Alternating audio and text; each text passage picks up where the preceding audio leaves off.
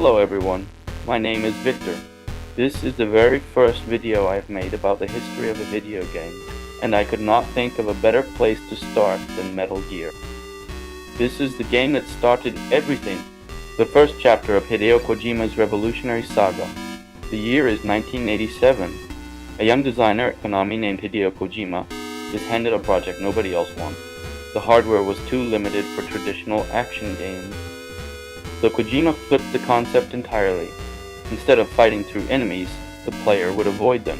Hide crawl, think before acting, a radical idea for its time. The game was Metal Gear, released for the MSX2 in Japan and Europe, and later ported to the NES, though that version had notable differences from Kojima's original vision. You play as Solid Snake, a rookie operative working for a special forces unit called Foxhound, young, inexperienced, and about to face the most dangerous mission of his life. The mission is called Operation Intrude and 313. Your target is Outer Heaven, a rogue nation-state run by a mercenary army, located somewhere deep in southern Africa. Intel suggests Outer Heaven is close to completing a weapon of mass destruction, a bipedal, nuclear-armed battle tank known as Metal Gear. Snake is sent in alone to stop it. From the moment Snake hits the ground, everything feels hostile. No weapons, no nearby allies, and an entire fortress to infiltrate before he can even understand what he is facing. His commanding officer is Big Boss, the greatest soldier who ever lived, a living legend within Foxhound.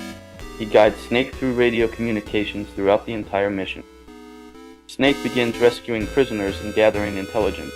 One of the first people he finds is Gray Fox, a Foxhound operative captured during a previous infiltration attempt.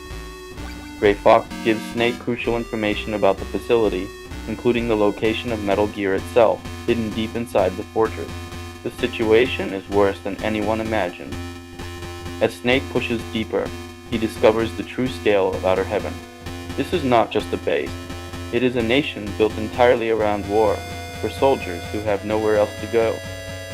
Snake faces a series of mercenary bosses. Shoot Gunner, Machine Gun Kid, Fire Trooper, and others stand between him and the heart of the fortress. Each fight pushes him to his limit. But something is wrong. Big Boss keeps giving Snake orders that steer him into danger or away from his objective. The radio guidance feels off. Snake begins to sense a betrayal forming.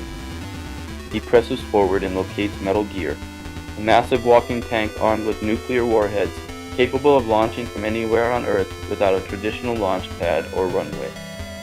Snake destroys it. He uses plastic explosives and brings the machine down before it can be completed. For one brief moment it feels like the mission is over, but Outer Heaven is not done. A final enemy waits in the deepest part of the base. The commander of Outer Heaven steps forward to end things personally, and the voice on the radio reveals something unthinkable. Big Boss, the man guiding Snake the entire time, the greatest soldier in the world. He is the one behind everything. He is the founder of Outer Heaven, and he built it all on purpose. He created this nation for soldiers with no place in the world at peace.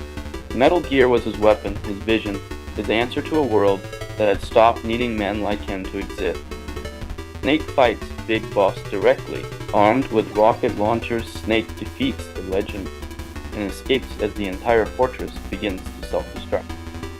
With seconds to spare, Snake and the survivors he rescued make it out alive. Outer Heaven burns. Metal Gear is gone. The mission is complete, but the war is far from over. The world of soldiers, Shadow Wars, and Rogue Weapons programs were still out there, and Solid Snake had only just begun to understand what he had been part of. Before I forget, if you are enjoying this video, please hit that like button right now. It helps us more than you know. Subscribe to the channel too. It truly means everything, thank you. Metal Gear was a commercial success, but more importantly it was a creative breakthrough. It proved that a stealth game built around patience and strategy could find a massive audience. Kojima had invented a new genre almost by accident. The limitations of the MSX2 hardware had forced him to think differently, and that constraint produced something no one had ever seen. The game introduced ideas that would define the series for decades. The mercenary nation, the soldier without a country, the weapon that makes all nations equal on the battlefield. Characters like Big Boss, Grey Fox, and Solid Snake would return and evolve across sequels, prequels, and spin-offs, spanning more than 30 years of gaming history after this. Metal Gear is not a game about shooting. It is a game about the cost of war, the loyalty of soldiers, and the illusions powerful men build to justify what they have done and who they are. Kojima planted all of that in 1987 in a game many players in the West first experienced on a gray NES cartridge, without even knowing a more complex and intentional version existed. That gap between what Metal Gear truly was and what people thought it was would define its history for years, and make the full revelation of its story feel even more extraordinary. This was the beginning, and what a beginning it was. I'm leaving recommended videos on the card right now for you to check out next. Thank you so much for watching, and see you later on, so GG plays.